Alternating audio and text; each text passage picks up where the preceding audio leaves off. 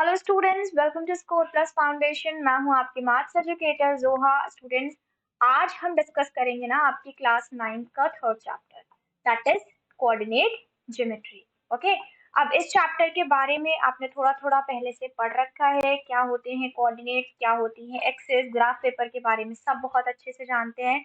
तो बेसिक्स में हम ज्यादा नहीं जाएंगे, हम आपके इसी चैप्टर में रहेंगे।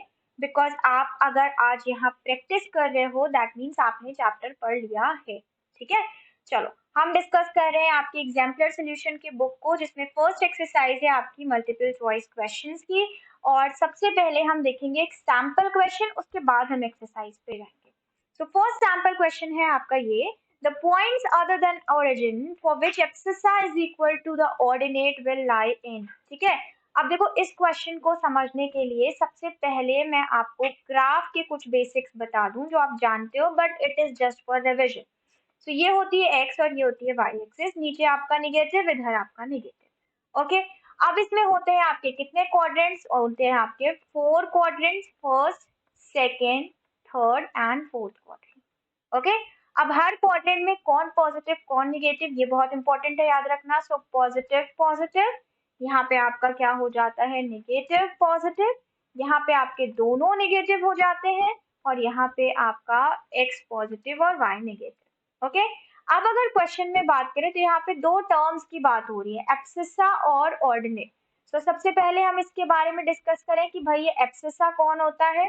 तो एब्सिसा आपका होता है x के एक्सिस पे जो x की वैल्यू होगी वो, और ऑर्डिनेट कौन होता है? y एक्सिस पे जो y की वैल्यू होगी वो। ओके, सो इतनी मेन बातें हैं जिन्हें हमें डिस्कस कर लिया, और यही इंपॉर्टेंट है। और एक चीज कि इन दोनों को मिला के जो हम लिखते हैं एक्स वाई, इसे हम कहते हैं क्या? इसे हम कहते हैं कोऑर्डिनेट।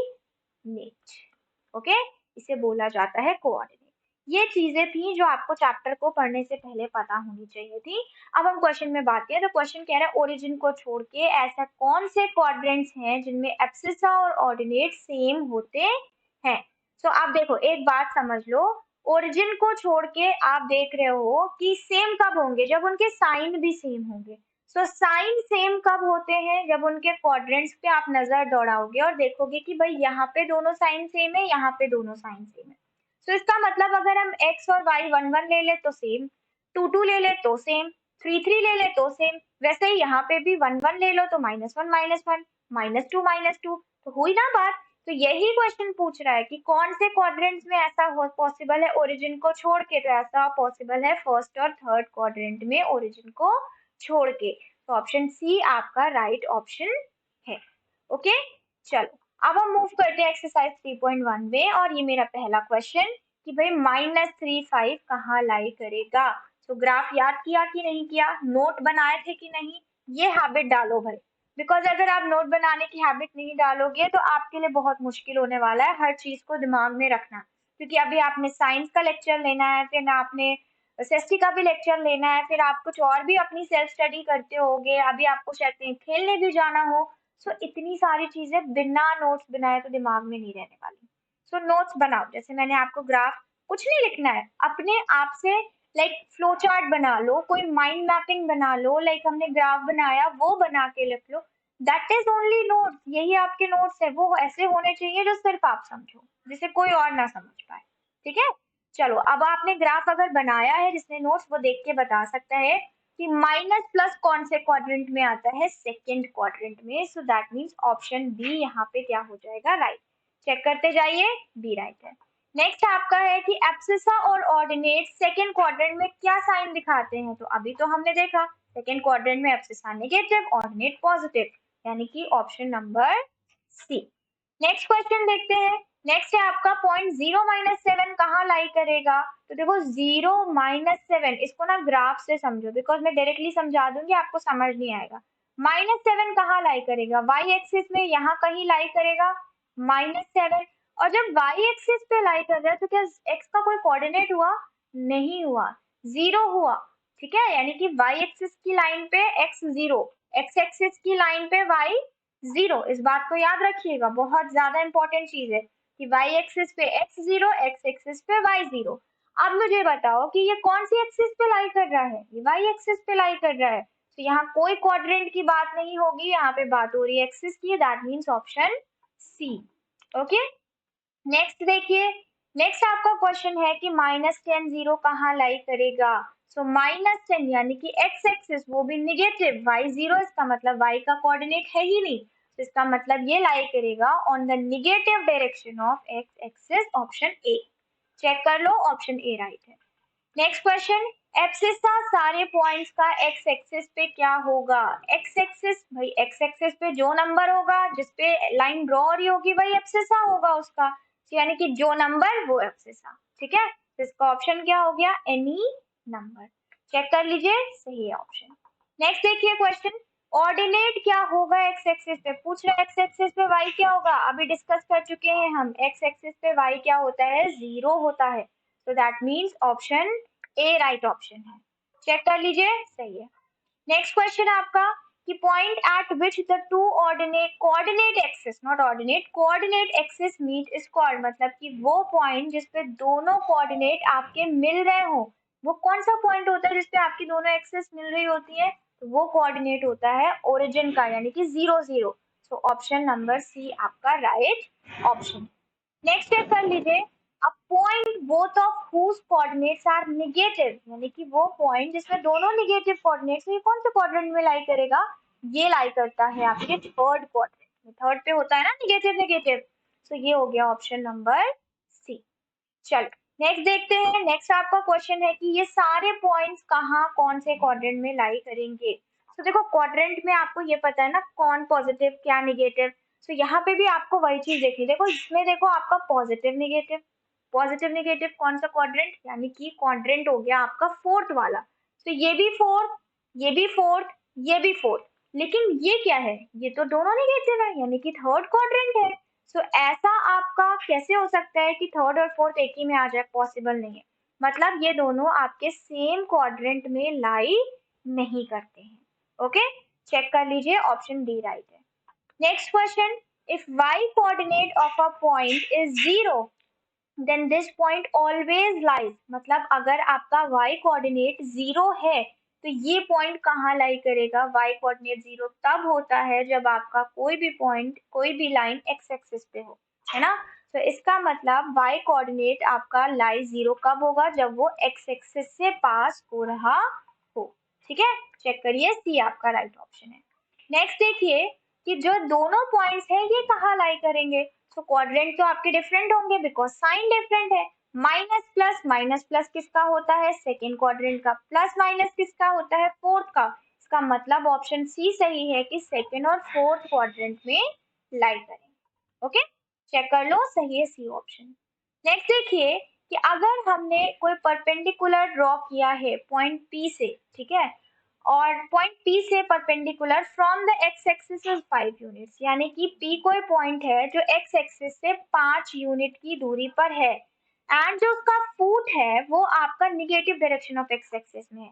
तो सबसे पहले आप ग्राफ ड्रॉ करो, ठीक है, ग्राफ में आप देखो, अब देखिए ग्राफ में आपकी एक्स एक्सिस क्या है, नेगेटिव, तो नेगेटिव एक्स एक्सिस तो इधर ही होगी, है ना।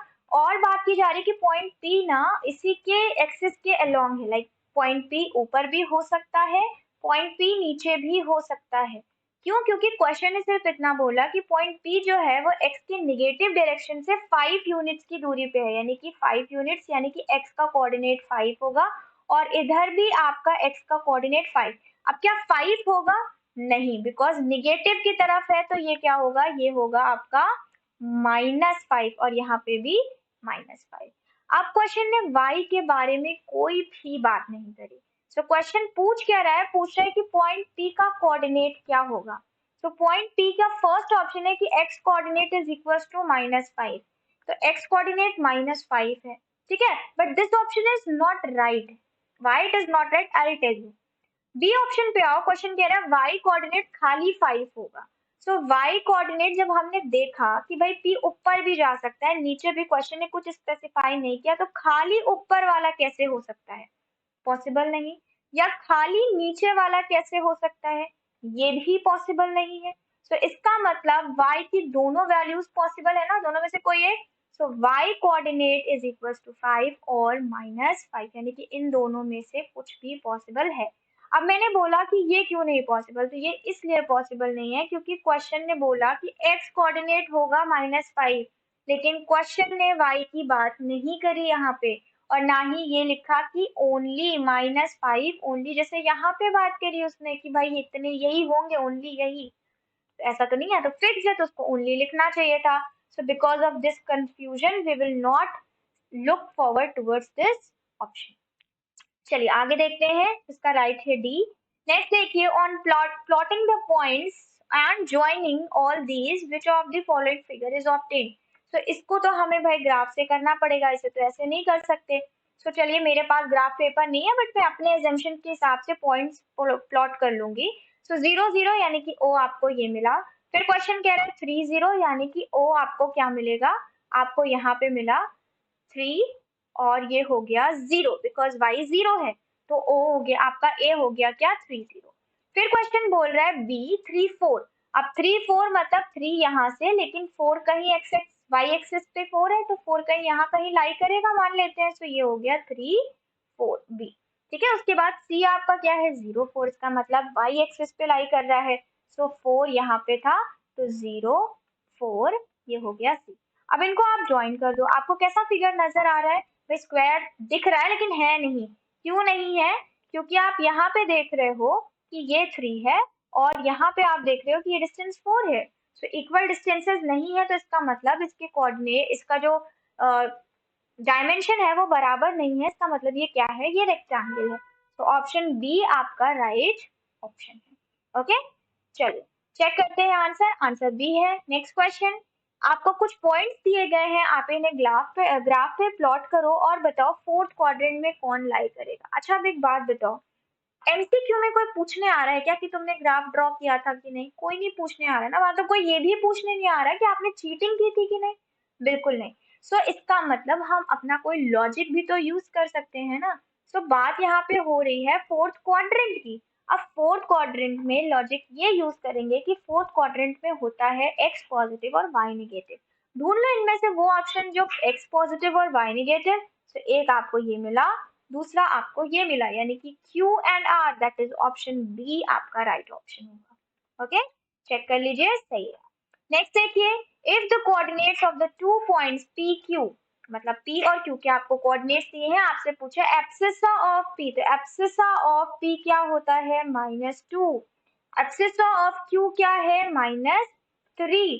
इनको बोला जा रहा है सब्ट्रैक्ट कर दो, तो सब्ट्रैक्ट कर दो, -2 + 3 क्या हो गया answer 1, that is option number B.